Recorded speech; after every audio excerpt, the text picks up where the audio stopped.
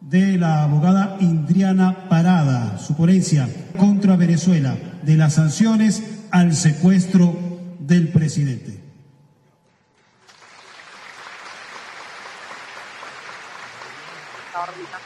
De esta gran actividad que se ha estado desarrollando durante esta tarde. Vamos a escuchar de inmediato las declaraciones. A todas las altas autoridades que se encuentran aquí presentes, al doctor Reinaldo Muñoz, nuestro procurador general, bienvenido, muchas gracias por su asistencia, a la presidenta del Tribunal Supremo de Justicia, un honor para nosotros contar con su presencia también, al doctor fiscal, al fiscal Alex Villar, bienvenido, muchísimas gracias.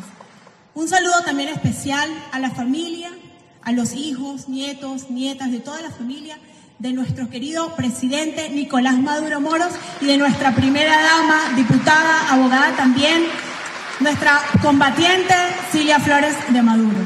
A todos los presentes, a esta grandiosa red de juristas que se hizo presente hoy aquí en defensa de todas las partes de Venezuela, un fuerte aplauso para ustedes mismos por esa gran movilización. Bienvenidos.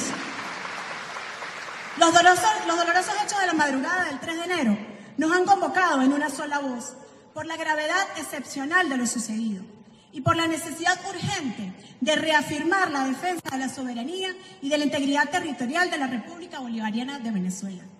Nos convoca además la exigencia humana y jurídica de proteger la vida y la integridad física, así como la solicitud del pronto retorno de la liberación de nuestro presidente Nicolás Maduro Moros y de nuestra primera combatiente, nuestra primera dama, Cilia Flores de Maduro.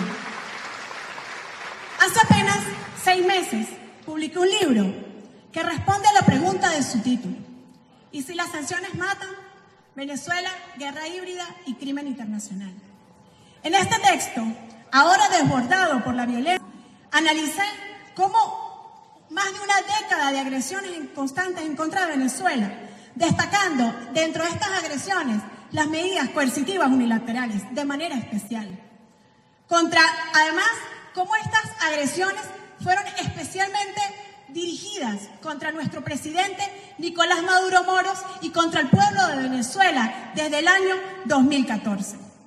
Analizando como eje central todas estas agresiones, vemos que si bien las consecuencias humanitarias de las medidas coercitivas unilaterales contra Venezuela hablan por sí solas, abordé en el libro y en el texto la técnica jurídica con el respaldo de la historia, la sociología y la teoría política.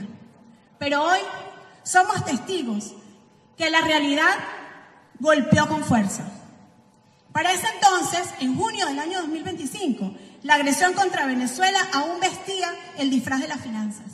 Sanciones unilaterales, listas de riesgo y bloqueo del comercio internacional, cuya resistencia y superación hasta alcanzar cifras positivas de crecimiento fue el resultado del arduo trabajo de nuestro presidente Nicolás Maduro Moros junto a todo su equipo de gobierno. Pero un semestre más tarde de aquella publicación, como si se tratara de una venganza contra el pueblo de Venezuela por haber superado la coerción en paz y haberla dejado además perfectamente documentada, científicamente documentada a través del Observatorio Venezolano Antibloqueo, el gobierno estadounidense decidió cambiar el traje de las sanciones unilaterales por el uniforme militar. En un claro acto de agresión desproporcionado, ilegal, ilegítimo, desigual y no provocado, que derivó en el asesinato de más de un centenar de personas entre civiles y militares.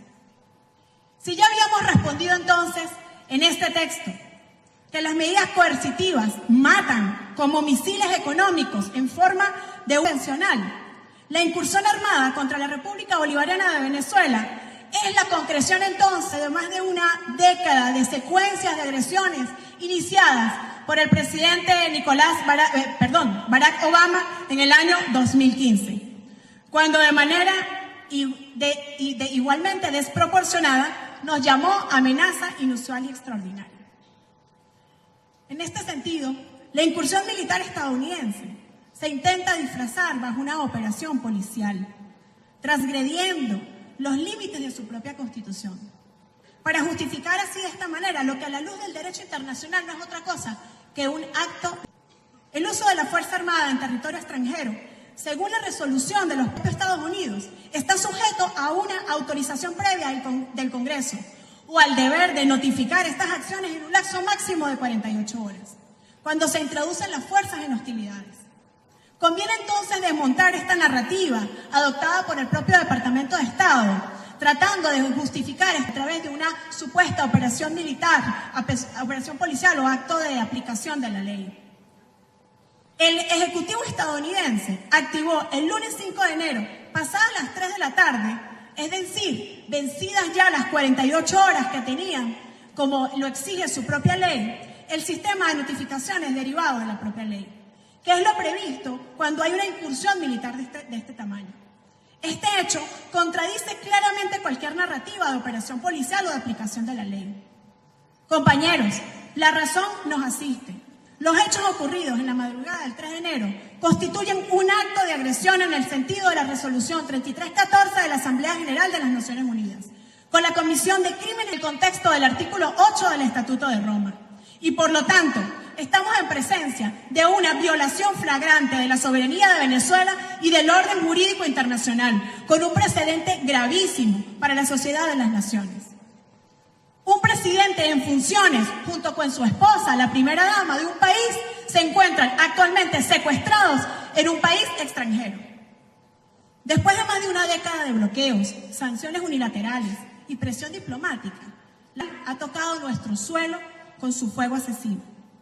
Tal como lo advertía en ese mismo texto, en el libro, como si de un mal presagio se tratara, actuar con impunidad le permitió al gobierno de los Estados Unidos escalar y pasar de económica, no convencional, ambas con sus muertes inherentes, intentando acabar así con la arquitectura de los principios fundamentales que regulan la paz de las naciones, que regulan la convivencia pacífica entre las naciones, e intentando destruir una arquitectura jurídica de más de 300 años que nació con la paz de Westfalia y de la que es la fundamental del derecho internacional público, como lo es el principio de soberanía e integridad territorial y el principio de convivencia pacífica de las naciones. Finalmente, podemos concluir entonces con toda certeza que los hechos ocurridos en la madrugada del 3 de enero constituyen un acto de agresión encuadrado en la resolución 3314 de la Asamblea General de las Naciones Unidas, con la comisión de crimen en el contexto del artículo 8 del Estatuto de Roma, y por lo tanto hay una violación flagrante de la soberanía de Venezuela y del orden jurídico internacional, con un precedente gravísimo para las naciones. Acciones en impunidad está intentando destruir toda la arquitectura jurídica, tratándola de sustituir por ahora una neodoctrina colonialista, como es la vergonzosa, recién bautizada doctrina Donroe. En segundo lugar, tenemos al presidente constitucional Nicolás Maduro Moros y a su esposa, la primera dama Cilia Flores, secuestrados en Estados Unidos, en condición de rehenes. Pero también tenemos la bendición de contar con una presidenta encargada que está garantizando hoy en día la continuidad institucional, la paz, la estabilidad del pueblo venezolano, y está ejecutando el mismo plan que le trazó el presidente Nicolás Maduro Moros. Compañeros, no estamos en presencia de un caso legal y todos aquí lo sabemos. Estamos ante un gravísimo caso de lawfare, con objetivo colonialista de dominación, bajo la grotesca, ahora nueva doctrina Donroe. Y por último y no menos importante, la dignidad del pueblo de Venezuela no se doblega. Quiero citar a unas palabras de nuestra primera combatiente, Cilia Flores de Maduro. Juntos, compañeros, nada es imposible, y yo estoy segura que con el trabajo de todos ustedes y todo el pueblo de Venezuela los traeremos pronto de vuelta. Muchísimas gracias.